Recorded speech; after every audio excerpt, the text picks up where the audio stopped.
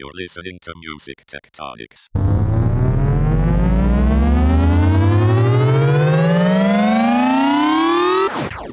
How to scale up.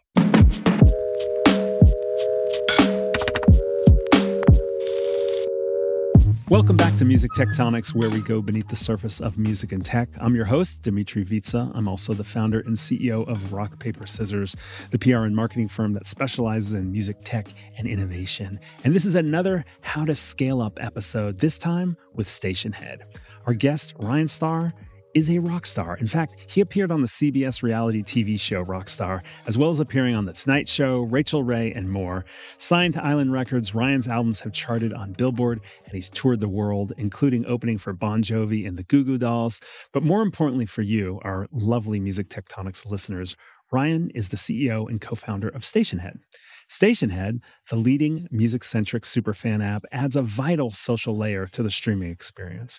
With over 17 million users across 1,000 fandom communities, it has become a global hub where fans can stream, chat, and connect. The platform has organically attracted chart-topping artists like Nicki Minaj, Sabrina Carpenter, and Billie Eilish, among others, who use Stationhead to engage with their most loyal fans. And as a result, it's increasingly becoming a part of the artist promotion cycle, making it easier for artists to connect with their biggest supporters. It's so cool to have Stationhead here. Welcome to the podcast, Ryan. Thanks for having me. Quite the intro. Hey, it's your career. I'm just reporting on it here. You know, as I always get a kick out of it because life obviously is a fuller, more colorful picture, and we've all gotten used to, you know, whether it's LinkedIn bio or Wikipedia or however we put it all together, all factual. So I'm satisfied and I approve this message that you laid out. I'd love to reciprocate and say yours because I'm a big fan, obviously. But it's cool. It puts a smile on my face. And it exhausts me in a way. One thing I'll point out, because I know the audience here would resonate with this audience, in that you mentioned Island Records. I was an artist that began the journey when I was, playing CBGBs in ninth grade, Yes. And, Nice. Started early, and this is the analog world. So it wasn't as easy as just putting something up, right? Like putting something up meant like you had to go do a paper route to get a van and trailer and then go to the show and like convince your parents to let you to go to the Manhattan on a Monday, that kind of thing. Point is, that grind, and that was, the majority of my professional life was as an artist. And it wasn't one record deal, it was 4 major record label deals. And I say this especially to this audience, not to brag that I did it in 4 times. I say it to, say I was in the grind. I experienced left and right, under, over, you name it. I went through the evolution of the business, and all while getting a good taste of mud and dirt in my mouth as I was dragged through it. Because it's the 4 times I can't express. So that's the only thing that perked my ear when you mentioned one record. I was like, oh my God, what a journey that whole thing was. They all have a chapter, and the reason I bring it up at the top of this call is it's all mirrors what it takes in probably some of the questions you might ask me today about building a company, and sticking through it, and moving and grooving and grinding and having grit and resilience, right? Like I think that's what brings us all, if you're listening here or even you to the microphone here with me. I think that's what we all have. Yeah, amazing. Oh no, I really love the color of the pain that you went through, and just people dream about record deals, and you're like, yeah, you dream about them, and then you survive them as well. So let's dive in here on Stationhead. What was the original idea for starting Stationhead, and how did that transform in the early days? Because I remember the early days of seeing this pop up, everyone talking about Stationhead. Honestly, to me, it looked like a lot of other startups that looked really like a huge trajectory. Like all of a sudden, everybody was talking about that. There's probably stuff that preceded that as well. So tell me what was the idea, and how did it transform? Yeah, well, I kind of touched a little bit on the artist journey, and it started from there. So as an artist on tour and having fans around the world, lucky enough to have fans around the world, and kind of get to that level. I was in no way, I wasn't Bieber status. We probably wouldn't be here if I was, but did build some sort of career and loyalty and a fan base and a fandom towards my music. I was feeling at the time as an artist, I regained control. You're bringing me back now for a second. Yeah, I regained control of my masters. A very like liberating moment for many artists these days. You want to get the deal, and then as badly as you wanted that deal, you then want to be free. And there's a lot of nuance in there, of course, as the labels do their part in making you to get to a place where you can be free. But anyhow, I regained my masters for the first time. I owned my career for the first time since I was essentially a kid, when Madonna signed me to my first deal. And I wanted to, instead of jumping back in to inevitably go through that same song and dance, to inevitably, be disappointed on the other side of another release and a label and a regime change, as happens in this industry or whatever, just things that weren't in my control.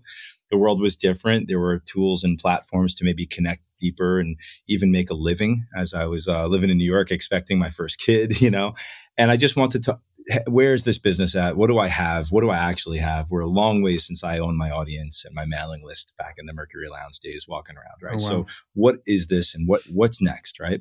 So I took control of my masters and realized that, you had these platforms, like streaming was starting to show its potential, especially if you're an artist that had fans and actual streams.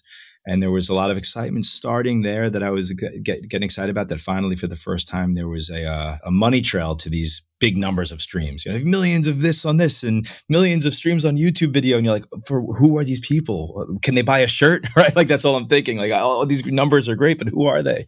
And that vast wilderness, So there was excitement around streaming, but it was not very intimate and social and connecting to your fans. And then at the same time, there was socials. And, as much as music people were building them up as influential people on the platforms, they weren't built very musically. Like, they weren't musical. Like, it wasn't that first. It was take a picture of your French toast first, right?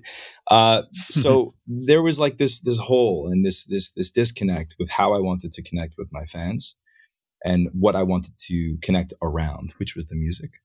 And then feeling a direct connection with them, and it was hard to get at those points. So that combined with kind of a little edge and against the traditional radio model at the time inspired me to, like, I was thinking at first what YouTube did for TV, we're going to do for radio, and all of this kind of mixed around kind of inspired me to build Stationhead the way I built it, and kind of celebrate streaming and celebrate social, but make it about the music, make it about the art, make it about the artist's voice, make it about the fans. Nice. And so at that point when you launched, I remember it felt like anyone could have a radio station, is what it felt like. That people were creating these social channels through audio. It's audio only. And like a lot of people in the music industry that I knew were like, hey, I'm doing something on Stationhead. Come listen in, and so forth. And that's not exactly what it is now necessarily. I don't know. How do you describe the early days versus where it is now in terms of the experience? Sure. It's when you get super close to it and low level, it's like it gets blurry. Like, where does one end and where does one begin? When you pull out, far enough, you see a very clear line, which is Stationhead, is this it's a place where fandoms and artists live. Right. It's like, and what they're doing is doing what was kind of left behind in the digital world that very much has been celebrated in the physical world for a long time, which is, I want to go support my artist. I want to be a community doing it, and I want to be seen, and those simple ideas is what every line of code is really built on in Stationhead and every move we make.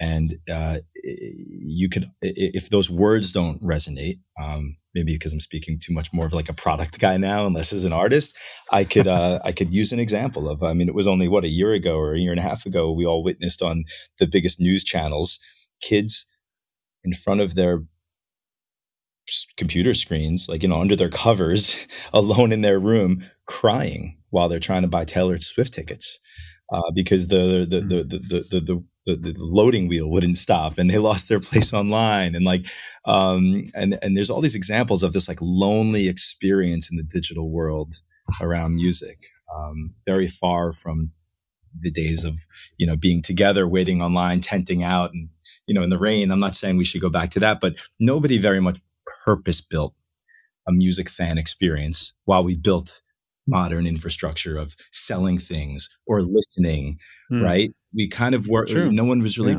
purpose building for the fan, the artist experience. Now, don't get me wrong, like artists, fans are very mischievous creatures, and they will find a way.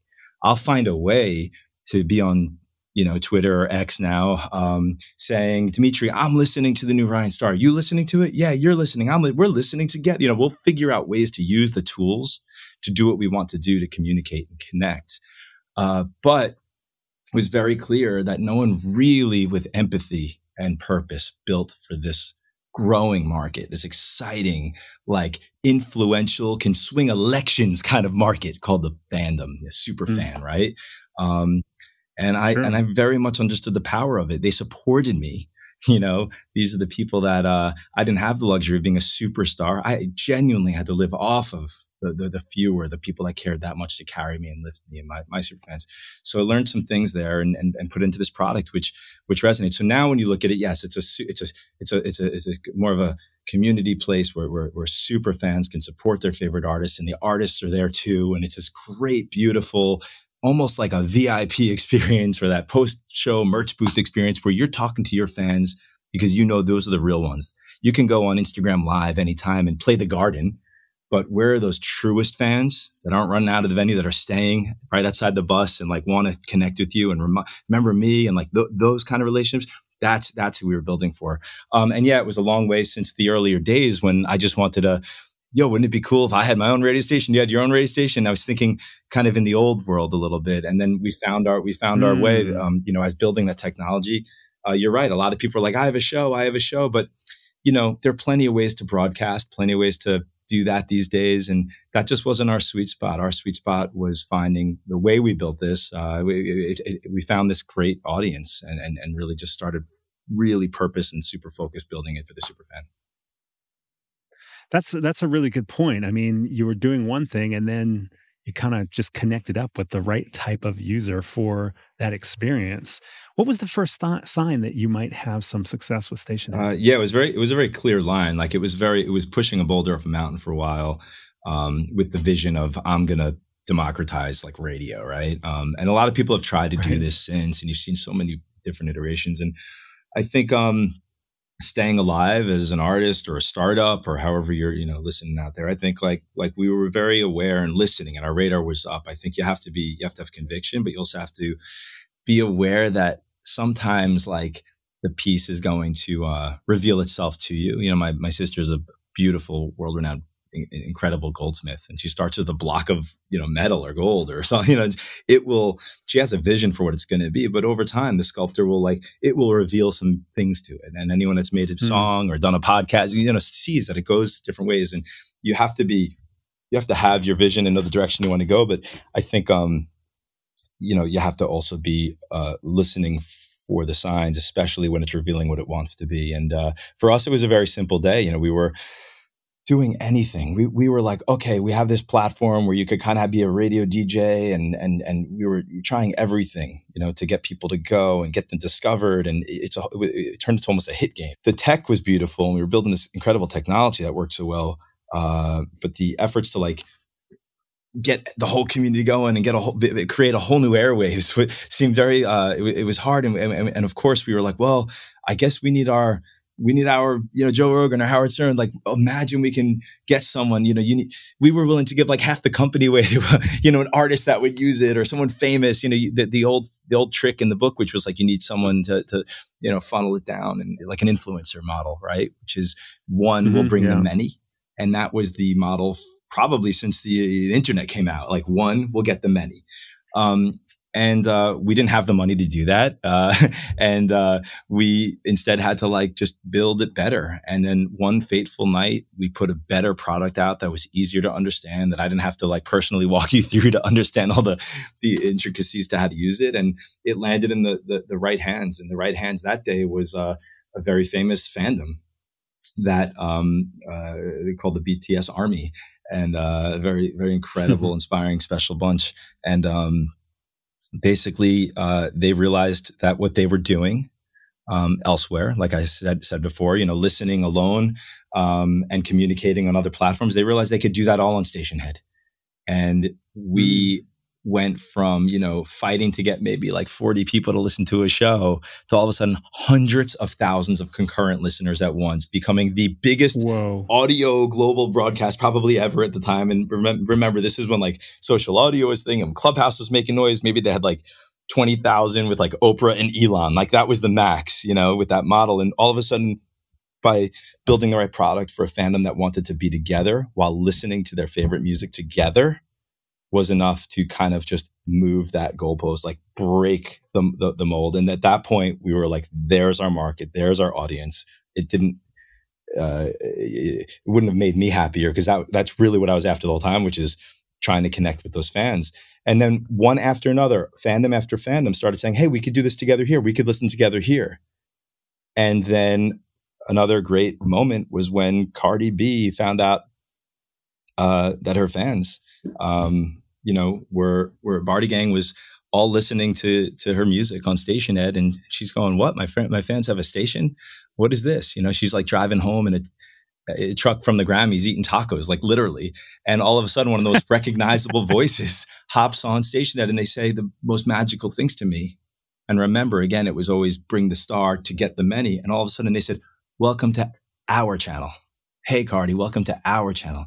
So now the artist found where her people were. That question that everyone's been asking for a decade: where are the fans? Where are they? How do I reach them?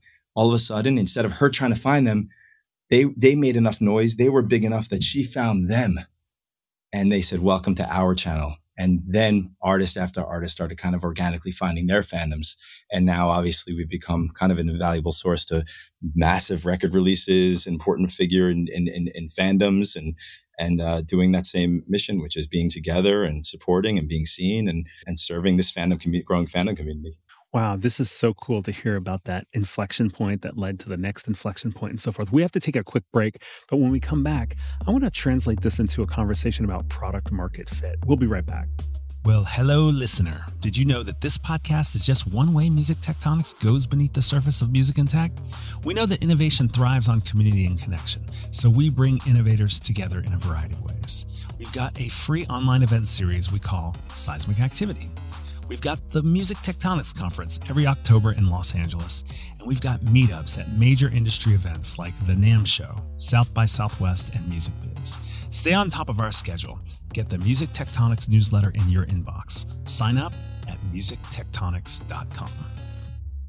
Okay, we're back. Ryan, you were just talking about, before the break, how these fandoms found you, how these artists found those fandoms on Stationhead. And it goes to this question that we hear a lot about with music tech startups is, do you have product market fit? How do you find product market fit? And honestly, it sounds a little bit like you had a vision in mind. You were building towards product market fit. As an artist, you kind of knew what needed to come into a digital experience for this fandom-artist relationship.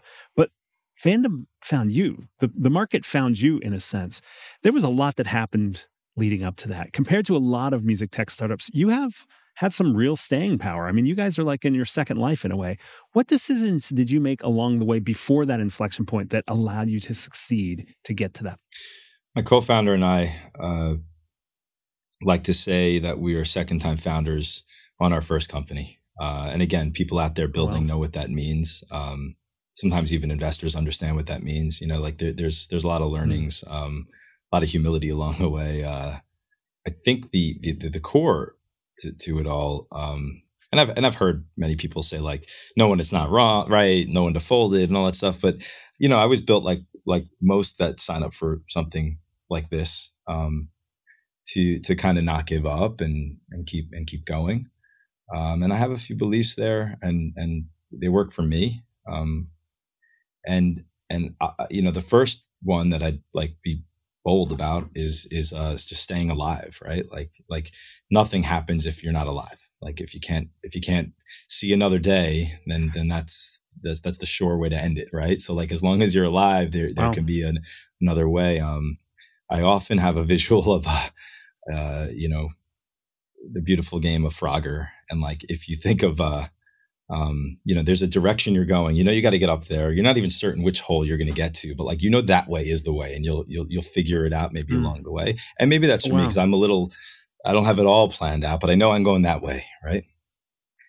And along that way, what happens, right? Like you sometimes are somewhere where you feel safe and in the right direction, and you even have to go backwards sometimes, right, to move over to go again. And then sometimes you're on something and you're moving and you know it's about to disappear. So again, you got to like jump to something else. Just jump to the next most safe place to stay alive. And then even if you're like totally on the other side of the screen that you wouldn't plan on being, you're still going in, you know, month to month, you're still going in the right direction. You're still getting there.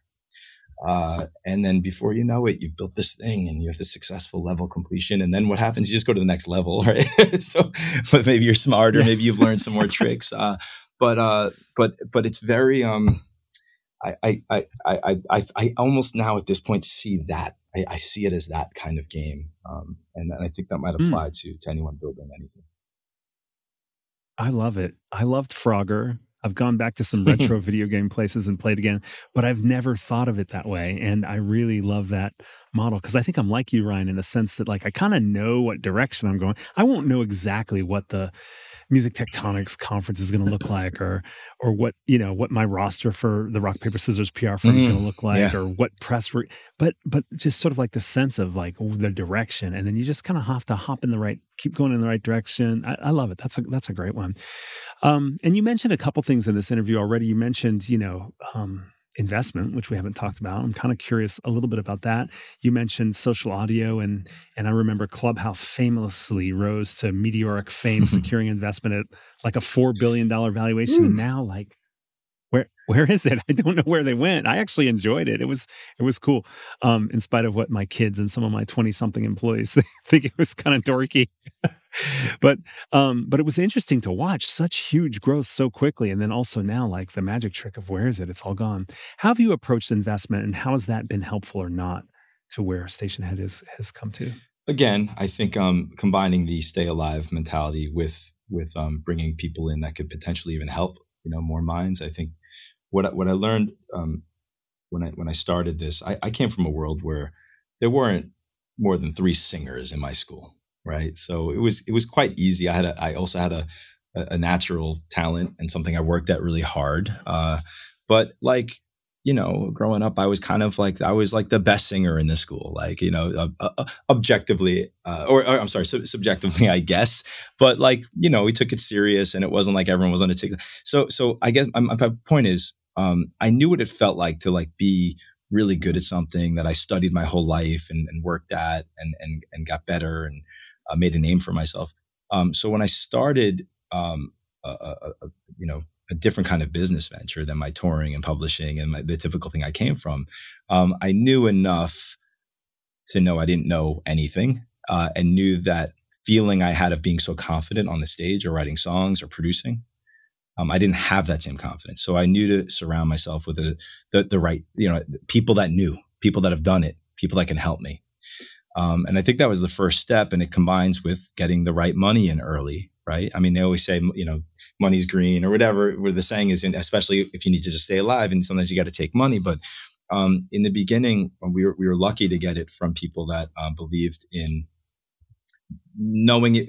I think our early investors kind of knew that it was going to be a long road, right? If your first money in to an idea, you know what I mean? Not even a product. I came from a world where if I made a t-shirt and sold the t-shirt at a show, I made money. So it was a very simple transaction. The idea of raising money I didn't even quite understand that. And again, I didn't come from Harvard Business School and like have a whole different set of tools. You know, when they start something, I had what I had. So surrounding ourselves with good people from the gate came with the money. So it was kind of a win-win. That's how I first started approaching it. And I still try to approach it every step of the way like that. Can they add value more than the money? Because we're a private, company, we can choose that and try to keep that kind of belief like intact as we grow and take more money in. So a little. I'm probably simplifying it because, I'm sure at this point it's just thousands of meetings over years and stuff. And,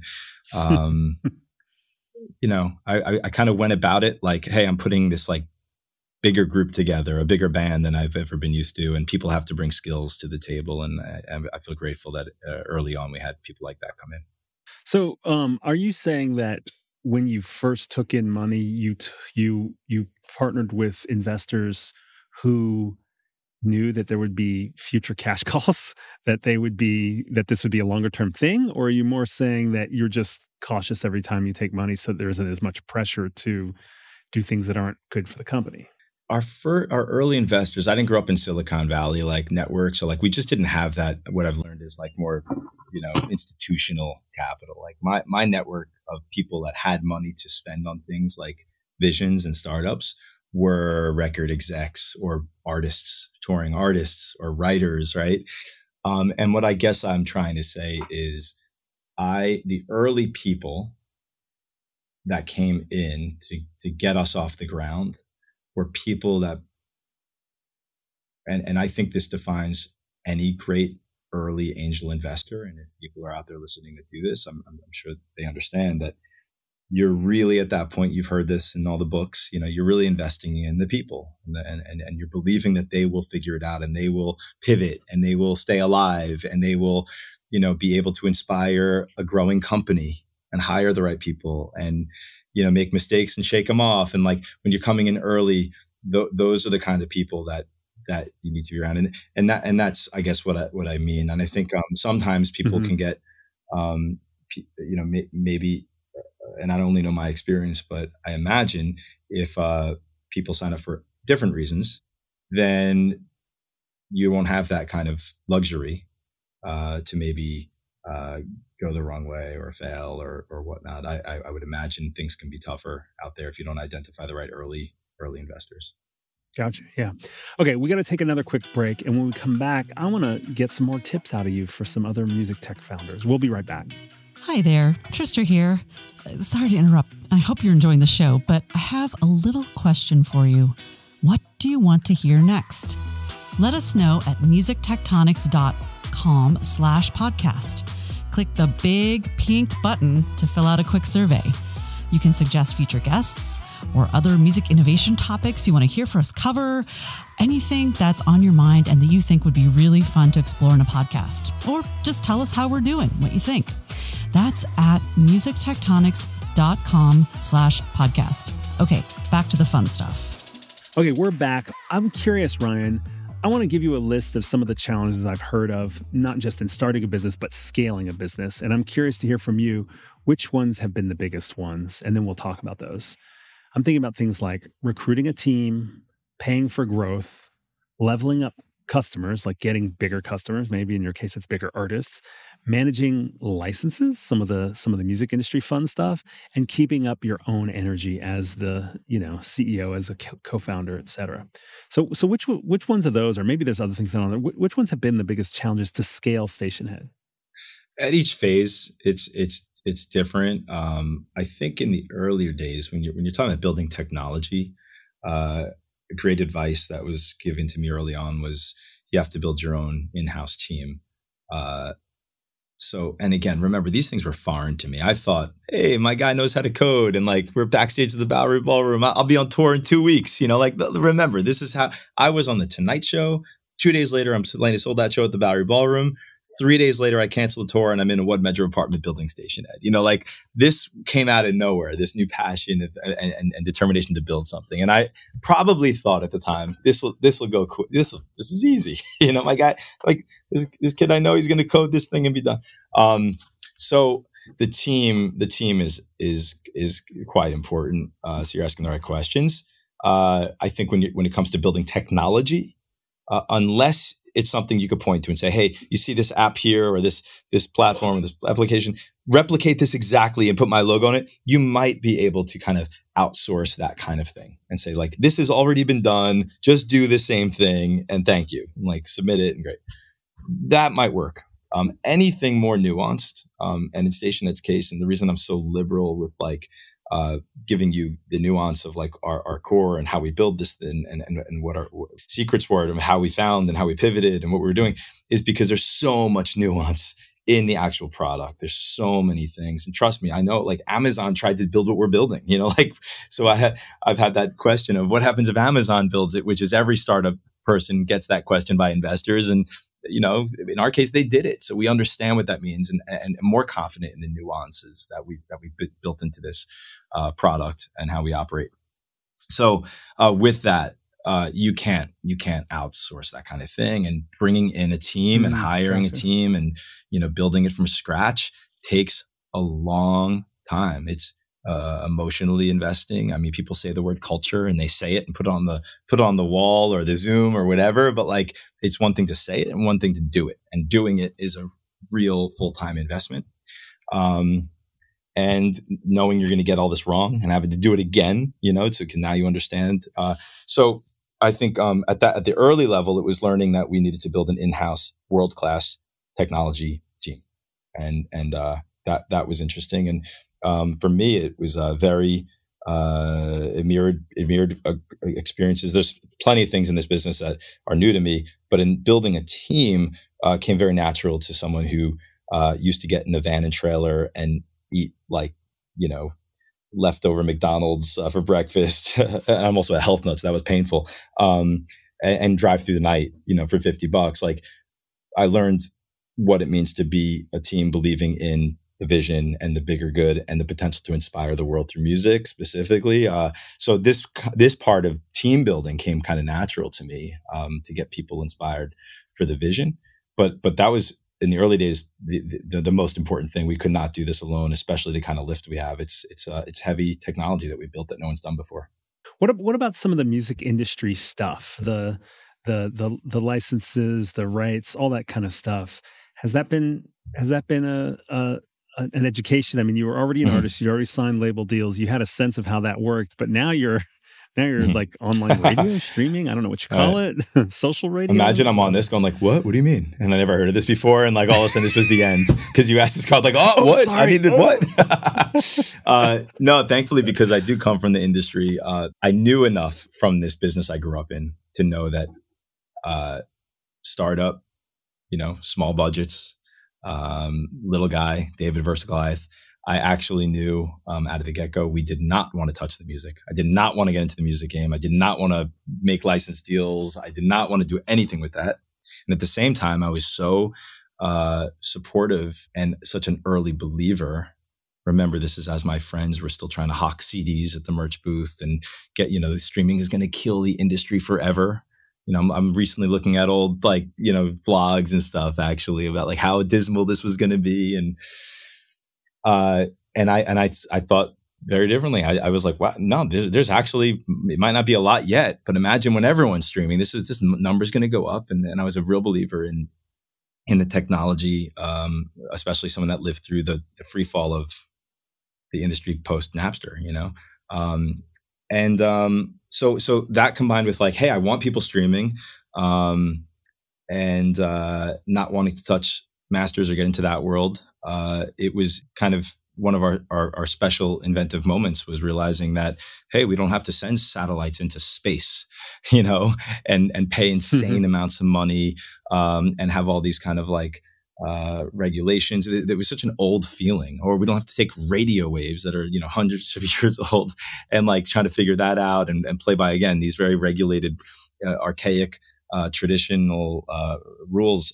We were very much thinking forward and thinking, you know, in a way young. And it was obvious that everyone had the music right here. So we did this really cool thing and tapped into the generous APIs of Apple Music and Spotify and all the DSPs that want people to innovate. You know, if you run with a Nike app or Ticketmaster, you know, you're logging in, the information's all out there for everybody. And we kind of redefined what a traditional broadcast was, because the idea was the music's everywhere. So Dimitri and Samantha and, Johnny, like in 3, 2, 1, play this Taylor Swift song together, right? That's essentially what Stationhead does, but it's locally playing on everyone's device, but yet it feels like a traditional broadcast. And that was a big inventive moment for us when we stumbled on brilliant. that. It's holding the patent material right here on some of the technology that took to get nice. that. Yeah.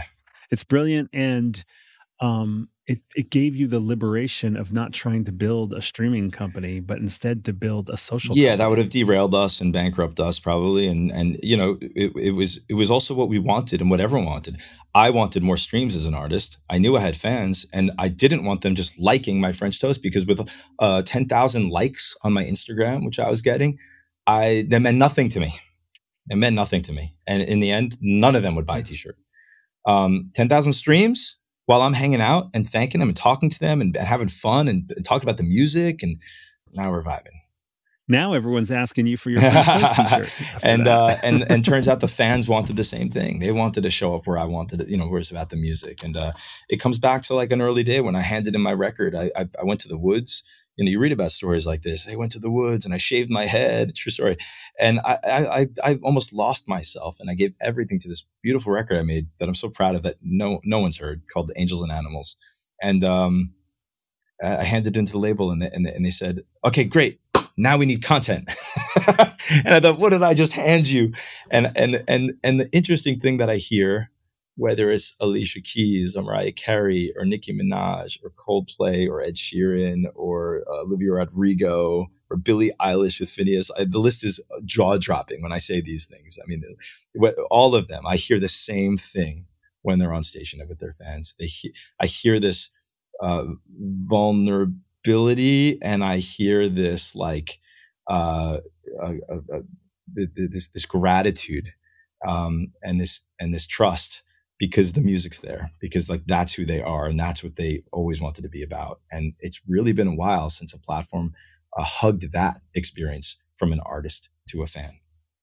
And I think that's really, I can't put that on a deck, but I could explain it to you because I know you know music. And that part right there is fucking magic. Yeah, it really is. It's so cool. Okay, I got one last question for you. You've been very generous with kind of really going back, telling your story, and also giving us tips and thinking through like where were the moments that were pivotal, where were the challenges, and how you sidestep things. The next question is, what's next for Stationhead? What can we see coming in the near future? Continuing, to build for the fans as a community, the fans, and the artists, right? And that works for us. We see this, everything we've done so far, as such the first tippy toe into what we're really building. And I see a world where everybody, you're an artist and you're starting your career, and you start your TikTok to get discovered. Does that pretty incredibly. And maybe your Instagram is this modern website kind of visual branded thing. And of course your website, which hasn't really changed since I had my first one in 1994. Same tabs, like it's all there. Nothing's really evolved there. And then, and as you're setting up your career, like you would also say, oh, well, I got to set up my fandom. I got to set up that place. I'm going to name my fandom. I'm going to have them here. And if I go make 1 million fans, I know 10,000 of them will come here. And if I make 5 million more fans, then another, 50,000, maybe, well, I'm just using numbers, would come here. And I know no matter ups and downs, whether I'm not on the Tonight Show for 3 years or whether I go away, whether I'm a huge star again, at every moment, I'm not just going to disappear and say, where are the fans? I'm always going to have this core group in my digital world, right? That are here to support. They're here to be a community. They've built their fan life around me, and that's where they live. So I always know where they are, and I could always go there and celebrate the music or tell them what I'm doing. And they're always there supporting me, more like a grassroots Think about a political campaign. Think about a politician. The people are putting up posters. They're running around town. They're making calls. They're going to people's houses. They're supporting. And then, once a month, the politician will come into Brooklyn and bring some pizzas and bagels and take some pictures and thank them all and have a time. And then they'll go out and continue to do their job out there, right? Knowing they have their people holding them and supporting them, and they're always dependable there. That's like what we're building. So this expands out, from the people that kind of hit and had success bringing listening parties to the world. And now there's these great buying events, on Stationhead, and then there's these walkthroughs, and all of this will just keep expanding. And the truth is that we'll be able to say clearly and boldly, like we have built for the fandom space. And I believe that market is growing. And I think it's always been about the fans. That's the funny thing. You hear a lot of people that want to get money out of this talk about fandom and fans. And I take a personal interest in, I often feel responsible here because I think a lot of their words are hollow. I think when you get people that need to turn profit in 3 months, think of fandom and they think just more money to be had. And that's the wrong way to look at it.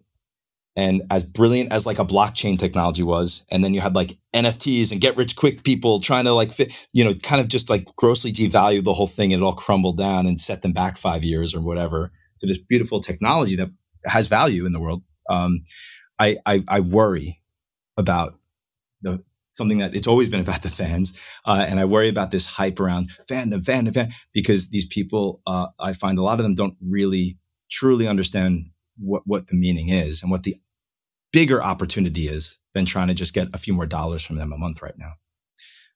And that's something I keep an eye on. And in the end, I see a world where fandom is as exciting as passing down a Chicago, a New York Mets jersey to your grandson. And fandom becomes like that. And it's always existed. I think there's been greats before us, from the Dead to Pearl Jam 10 Club, to Taylor Swift putting it in the DNA of her, to the BTS Army. Some people have built it into their DNA from the beginning, but there's yet to be a platform to truly build for that and support that. And that's what we wake up every day to do. Nice. Sounds like, you had a concept as an artist from the beginning. You built, you evolved. Fandoms found you. Artists then found their fandoms. And now what you're saying is it's working. And this next year, next whatever number of years, is really about maturity of this relationship, this platform, and seeing this become part of the regular. It's the part of the regular checklist of how you grow as an artist, how you grow as a fandom, how you connect, and how you listen to music and find new checklist is the word of the day. I love that. Yeah, I love that. You really distilled it all. Should have you do comms for me. Yeah, let's go. Hey, Ryan, this has been an amazing conversation. I really think you really have opened up and shared a lot with other founders as well as the industry as a whole. I think people will be thinking a bit about some of the things you've said about fandom as well as startups. Thanks so much for joining me. This has been a blast. Thanks so much, Dimitri. Thanks for listening to Music Tectonics. If you like what you hear, please subscribe on your favorite podcast app. We have new episodes for you every week. Did you know we do free monthly online events that you, our lovely podcast listeners, can join? Find out more at musictectonics.com. And while you're there, look for the latest about our annual conference and sign up for our newsletter to get updates. Everything we do explores the seismic shifts that shake up music and technology, the way the Earth's tectonic plates cause quakes and make mountains. Connect with Music Tectonics on Twitter, Instagram, and LinkedIn. That's my favorite platform. Connect with me, Dimitri Vitsa, if you can spell it. We'll be back again next week, if not sooner.